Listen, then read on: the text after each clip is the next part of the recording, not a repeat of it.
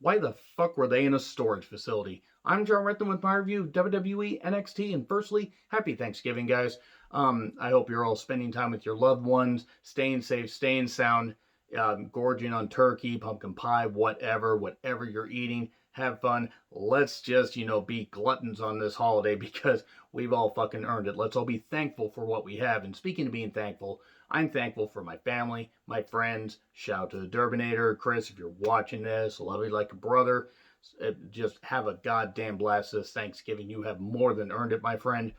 And also, I'm thankful to all of you. And I don't know if I've told you guys this, and this is just me being honest, hence real honesty with John Ritland, but you guys have helped me through a whole lot just this year alone. It's been a very tough year on all of us. And you guys have helped out a lot by just commenting on the videos, sharing the videos, interacting with me. And I just want to say I really appreciate it. Many of you have reached out to me and said that I've helped you through a whole lot of stuff. I'm not going to share names here because I'm not that kind of person. So just thank you. And here's to a great 2021. But we still got some more weeks of 2020, like this episode of NXT, which was hit and miss. There was some good. There was some real good. That main event was really goddamn good. And there was another good match on the show. But everything just seemed like they were kind of just throwing shit at the wall to try and figure out what would stick for War Games. Because War Games is coming up on December 6th. So we start off at Candice LeRae and Indy Hartwell versus Ember Moon. I want to say right now, Indy Hartwell has a great look, very statuesque. She's very, very, it's very eye-catching when she's at ringside. And I think she has a bright future. Now, Candice can work, but she's bland. Ember Moon can work and actually has a personality. Kevin Owens is on commentary, points out the amount of cake makeup that Vic Joseph has on his face. And then Candice hits the announcer's table, and he's like, "Hi, Candice." Kevin Owens needs to be on commentary more often. If his in-ring career is winding down sooner than later, and I don't know, I would not mind him, honestly, just being a commentator. He's a great talker. He gets things over. He's really goddamn good. And then they go out. The women go out on the stage for a minute. The strikes were laid in. I will say that. Again, Candice can work. She's just bland. Her husband has almost no personality, and she has half that. So what does that fucking say about her? Dakota and Raquel come out because they're part of Team Candice for TakeOver War Games. And then we get a distraction. We get an eclipse to Indy Hartwell's big old messy thing. And Wicked steps us through the stomp. 1, 2, 3. And then Toni Storm shows up to save Ember from a beatdown. Oh, no, no, no. We're going to get a different Toni Storm. And Toni beats her up and throws her back in the ring. And we get a 4-on-1 beatdown. Not the only 4-on-1 beatdown we're going to fucking get. God damn it. Good old repetitive booking. And then we get Escobar in a 17th century chair. Whatever. He's with his buddies, Wild and Mendoza. And I met Wild when he was DJZ on, the Indies a couple times last year, like early last year. Really nice guy. And I hope these guys are having fun. I do not care about the Cruiserweight Championship one goddamn bit. We then get the Undisputed Era. It's all about War Games. O'Reilly will face Dunn tonight. Adam Cole's one of the best promos in wrestling. Even if they're giving him stuff that's scripted, he can turn it and twist it and make it seem like something he would say. That's really good.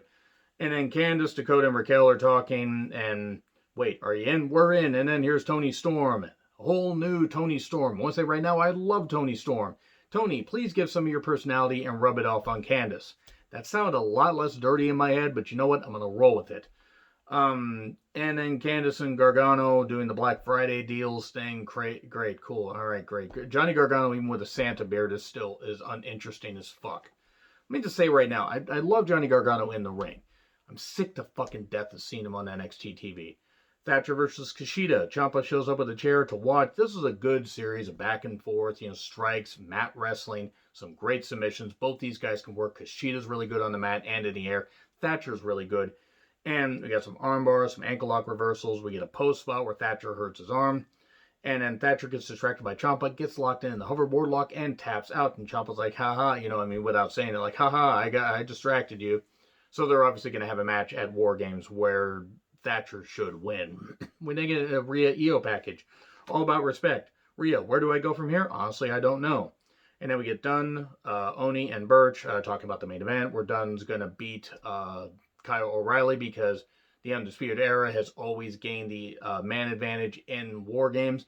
And that's going to change tonight. And it did, because of course it was going to, because the Undisputed Era are now de facto faces.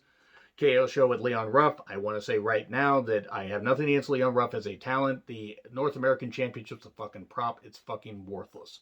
The title's fucking worthless. It is nothing against him. Nothing against him at all, but the title's a goddamn prop. And this is his dream. You know, he signed his contract 7 weeks ago, and then suddenly he's a champion. And then Owens tries to fire him up, and he says, you never want to mention someone's name on the show, because then they'll show up. And he does some comedy, and then suddenly Gargano shows up with a Punked reference. Is Ashton Kutcher going to pop out? And Owens says, very timely reference. Owens just fucking goddamn smart ass. Good God, it was so great. And then we get chair comedy, and he gives Gargano a chair, and he tosses it out or whatever, and then he gets another chair. Why are you getting another chair? And then one, he says, oh, just a hunch. Here's Damian Priest. He means what he says, and says, well, hey, Ruff, you shut your mouth off and said you could beat both of us in a triple threat. And then Owens says, well, God, if only we had somebody like Teddy Long, maybe we have our own version. And he tries to summon Regal, and then Regal eventually comes out and makes the match for War Games a triple threat. And then says, playa. Regal. One of the greatest what-ifs. Like, he should have been WWE champion. It's a shame he wasn't. We know why he wasn't. In 2008, look it up, kids, if you don't know. And then we get Balor talking about something about don't play checkers on my chessboard and something about kitty litter. All I know is that Balor is still recovering from this, broken jaw. Good for him, fractured jaw, whatever it is. He got plates in his goddamn face. Hopefully he can heal up. At least they're keeping the championship on him. I just fear that if he doesn't heal up soon, they're going to have to take the title off of him. And then we get Shotzi is ready for war. What is the best part of war? Crushing your enemies. You know what? I'm just going to see what I feel about that. Or see how I feel. Moving on from that horrible pun, we get to Cameron Grimes versus Jake Atlas. Atlas can work. Grimes has been kind of nuked character-wise. He does that great, Spanish fly slam that he does. That's fucking beautiful. That's great stuff. And then the cave-in for 3. And then Grimes is scared by Loomis. And Loomis reveals in the mask, the blindfold mask, that there's a strap, and he wants Grimes to strap in with him and strap on. Moving on from this. I won't do that, and here's Regal to say, oh yeah, by the way, you're going to face him in a strap match at War Games. Here's Rhea to address her future. Candice and Tony appear. Tony would have been better off cutting the promo here because Candice cannot talk. Fucking hell. They laid out Io. Io's just suddenly, beaten up because Rhea said she respected Io. And since Team Shotzi is down a member now, it's a 4-on-1 beatdown. Oh no, what the hell's going on? Shotzi's too busy doing metal work in the goddamn back lot somewhere. Cool. So we get a 4-on-1 beatdown. Obviously, Rhea and Io are going to be part of Team Shotzi. Okay, here's a question. And you'll forgive me here as I try to collect myself. Who was driving Boa and Zaya to a storage facility? Why was there a storage facility? Why were there candles in the storage facility? Why did this Pat Morita resurrection project fail miserably? Why is this guy here? Who was driving them? Why did they look like they were goddamn zombies and they hadn't slept in about 5 years? What the fuck is this for? They're like, we can do better. There's this lady in a goddamn cloak. I think it's Meiko Satomura. I mean, that's just a guess of mine.